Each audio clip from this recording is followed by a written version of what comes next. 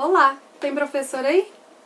Bom, atendendo a uma sugestão, eu vou falar um pouco sobre planejamento hoje. Mas, falar sobre planejamento agora no início do ano, sem falar de um diagnóstico, é uma coisa quase impossível. É mais ou menos como preparar a mala para viajar para um lugar que você não sabe qual é. E não sabe em que época também. Você não sabe o que levar, você não sabe o que fazer. Então, primeiro eu quero falar do diagnóstico. Há quem não goste dessa palavra, que diga que diagnóstico é coisa de médico, que professor não faz diagnóstico. Vamos separar as coisas aqui. Professor não faz diagnóstico de problemas de aprendizagem, de TDAH, de dislexia. Isso realmente não está nas mãos do professor, isso é coisa do médico. Eu estou falando de um diagnóstico de turma, que outras pessoas preferem chamar de uma sondagem, que é quando você vai pegar a sua turma nova, aquela turma que você não conhece bem ainda, e vai avaliar em que nível ela está para saber o que você vai ensinar. Como você vai ensinar. Né? Por que é importante fazer o diagnóstico? Por que a gente precisa fazer o diagnóstico da turma antes de começar a planejar? Vamos lembrar um pouco da teoria de Vygotsky. A gente tem uma zona de desenvolvimento potencial, que é aquele desenvolvimento que você pode alcançar, que é aquele desenvolvimento que você pretende alcançar. A gente tem uma zona de desenvolvimento real, que é aquilo que a criança já executa sozinha, é aquilo que ela já faz. E o que está intermediário entre os dois é a zona de desenvolvimento proximal. Nós trabalhamos o tempo todo na zona de desenvolvimento proximal. Se nós trabalharmos na zona de desenvolvimento real, a criança não está aprendendo nada, porque o que você já sabe, você não aprende de novo. Se a gente trabalha fora da zona de desenvolvimento proximal, além dela, né, lá no desenvolvimento potencial, a gente vai desmotivar o aluno, a gente vai propor desafios que eles não conseguem ainda, e isso é muito ruim. Muitas vezes, quando o aluno não está dando conta, aí começam a acontecer os problemas de disciplina, começa a acontecer o desinteresse, a desmotivação. Então, o desafio, a atividade, tudo que você programar tem que estar dentro da zona de desenvolvimento proximal. Tem que estar dentro daquele espaço onde o aluno começa a conseguir com a sua ajuda, com a ajuda dos colegas, né? Com orientação, com um ambiente propício, ele vai conseguir descobrir, ele vai conseguir resolver. E isso é muito estimulante. Essa história que alguns professores falam que a criança tem preguiça de pensar é mentira. A criança pensa muito. Tem gente até que diz o contrário, que ela pensa até mais do que precisa. Eu acho que isso não existe, né? Mas, então, criança pensa sim, pensa muito, mas a gente tem que saber onde. E para a gente saber onde, a gente precisa fazer uma atividade diagnóstica, algumas atividades diagnósticas.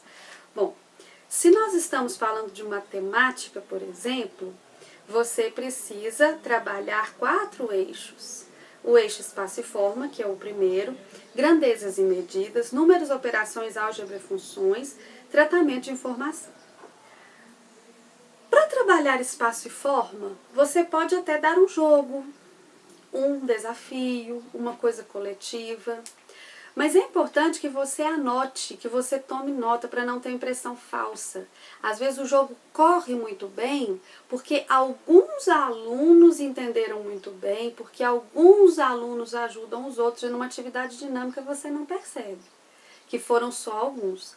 Então, tome nota, faça um jogo em que todos participem, né? Cada um tem a sua vez de participar, mesmo sendo um jogo coletivo, que tenha a vez ali individual de cada um, pelo menos uma, para você poder anotar esses dados.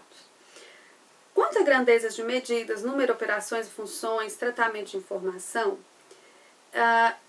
eu ainda acho que a avaliação escrita é uma maneira mais segura de você trabalhar. Eu sei que tem muita coisa em torno dessa avaliação, muita discussão em torno da avaliação escrita, mas eu acho que ela é segura sim, tá?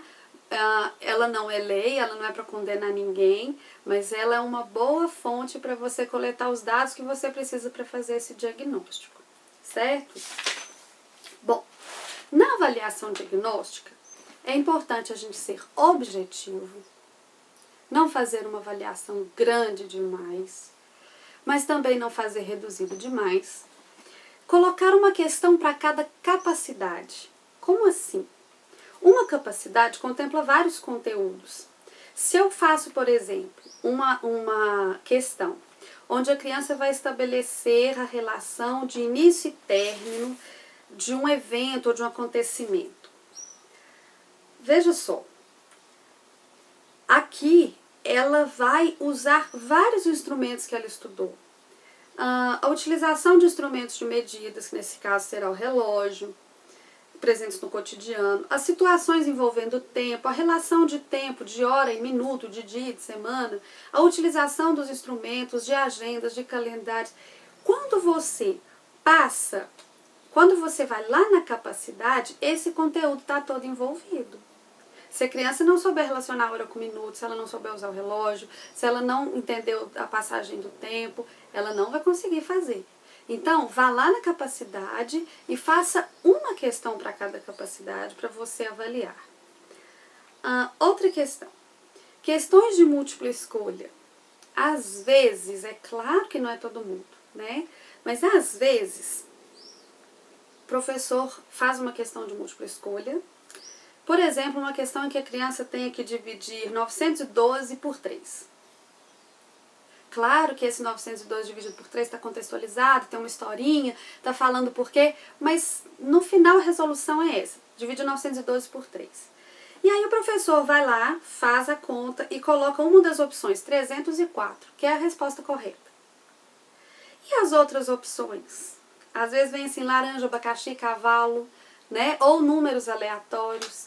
Em vez de fazer isso, coloque números que você sabe que a criança vai encontrar se ela cometer erros específicos. Por exemplo, pode ser 304? Coloca uma opção 304. Coloca uma opção 34. Uma opção, por exemplo, 303. E uma opção assim, 2.736, que seria o número multiplicado em vez de ser dividido. Quando a criança responder, marcar uma dessas questões, você vai ter uma ideia aproximada. É claro que isso não é certinho, mas você vai ter uma ideia aproximada. 304, ela sabe, consegue fazer, consegue resolver. 34, ela sabe dividir, mas ela ainda não tem algumas habilidades bem específicas das operações mais complexas. Por exemplo, colocar o zero no quociente. Ela começou a aprender, mas ela ainda não consolidou, então volta lá na operação, no procedimento. A criança que colocou lá um 303, pode ser, por exemplo, que ela saiba dividir, mas que ela não saiba os fatos fundamentais e não tenha recurso para descobrir o resultado. Por exemplo, ela pode não saber, ela dividiu 9 por 3, deu 3. Ela colocou 0 no quociente. Quando ela foi dividir 12 por 3, em vez de achar o 4, ela achou um 3. Então, ela deve ter dividido errado 12 por 3, ou ela não conferiu que o resto ali deu a mais do que podia. Então, você vai pensar o que aconteceu. Na letra D, 2.736, aqui você vê que a criança não tem noção do que seja a divisão. Né? Ela ainda não sabe usar a divisão. Ela encontra um número maior do que o número que ela estava dividindo. E assim você sabe que intervenção você vai fazer. Se é retomar o procedimento, se é estudar mais os fatos, se é entender, voltar lá nas ideias da divisão. Né, que essa parte das ideias é uma parte muito pouco trabalhada, pelo menos no que eu vejo. Tá? Essa parte das ideias é muito pouco trabalhada. Às vezes a gente vai direto lá no procedimento e esquece que tem várias ideias, tem vários conceitos por trás. Por fim, fez a sua avaliação, corrigiu a sua avaliação, organize os resultados. Você pode fazer gráfico da proficiência da sua turma, não gráfico do aluno, da turma mesmo, para saber quem é que as questões que foram mais acertadas, mais erradas.